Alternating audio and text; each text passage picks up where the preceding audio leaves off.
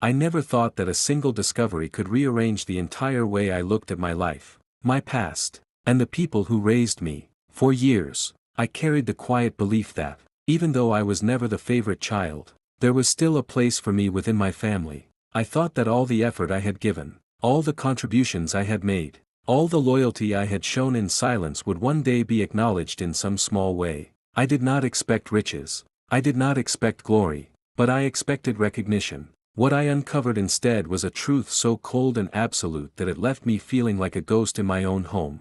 The moment of discovery was not dramatic on the surface. It did not come through confrontation or confession. It arrived by accident, slipping into my ears when I wasn't meant to hear it. I had gone to visit my parents as I had done countless times before. The house smelled the same way it always did, a mixture of old wood and memories baked into the walls, and I walked through it with the same sense of reluctant belonging I had known since childhood. I was reaching for my jacket in the hallway when I heard the words that would split my world in half. My father's voice was calm, matter of fact, as he explained that everything they owned, the house, the savings, the car, the very foundation of their lives, would go to my brother. I remember the way my heart stopped in that instant. I remember how the walls seemed to press in closer, how the air felt heavier. I was not included in that vision of the future. I was not considered. I was not part of the legacy. The justification was simple in their minds, and it cut me deeper than any knife could have. My brother was responsible, accomplished, worthy. He had always been the chosen one, and now it was being written into law. My name, by contrast, was left in silence. Walking out of that house, I felt a hollowness unlike anything I had ever known. It was not just about the material possessions. It was about what it symbolized. A will was not only a legal document, it was a final statement of love, of trust, of belonging. To be excluded was to be erased, to be told that my place in the family was conditional, temporary, and ultimately disposable.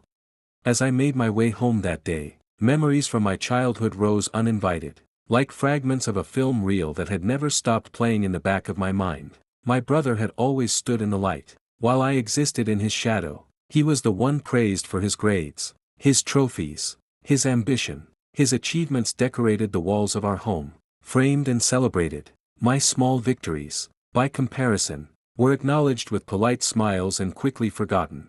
I remembered the way my drawings were tacked to the refrigerator only to be buried beneath shopping lists, while his photographs were hung with reverence in the hallway.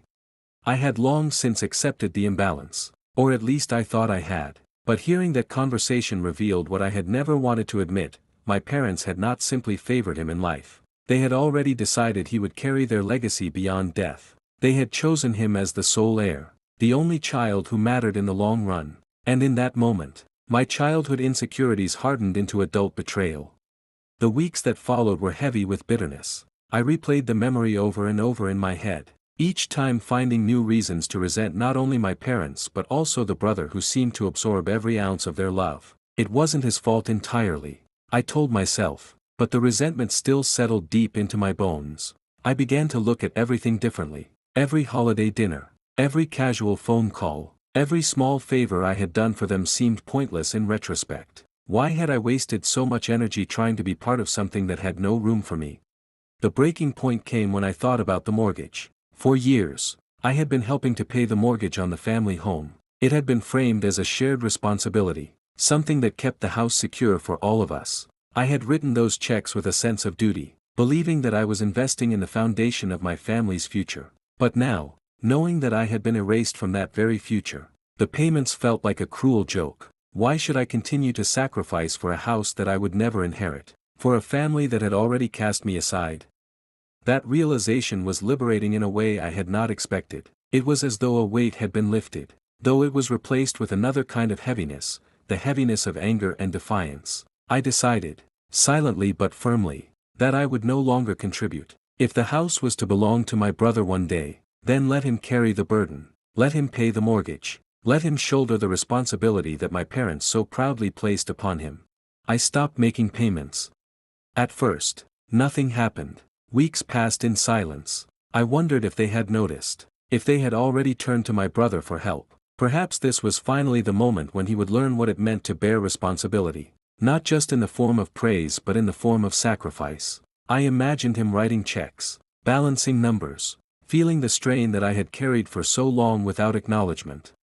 But then, eventually, the silence broke. A message arrived from my mother, gentle in tone but weighted with expectation. She reminded me that the mortgage was overdue, that help was needed, that family meant supporting one another. Her words were crafted to soften the demand, but I could see through them clearly. It was the same pattern as always. I was needed when it was convenient, but not valued when it mattered most. I read that message over and over, feeling the anger rise inside me. I thought of all the years I had given, the sacrifices I had made, the quiet loyalty I had shown. I thought of the conversation I had overheard, the final decision that had already been made without me, and I realized I had nothing left to give. My response was simple in my mind, though it carried the weight of a lifetime. If my brother was the heir, if he was the chosen one, if he was the one worthy of carrying the family's future, then let him pay for the present as well. Let him handle the debts, the bills, the burdens. I had played the role of the forgotten son long enough. Now it was time for the golden child to live up to the title.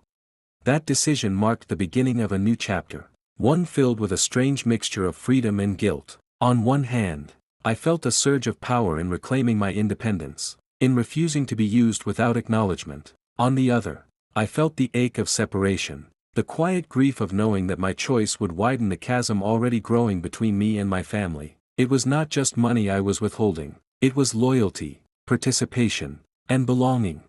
Yet as painful as it was,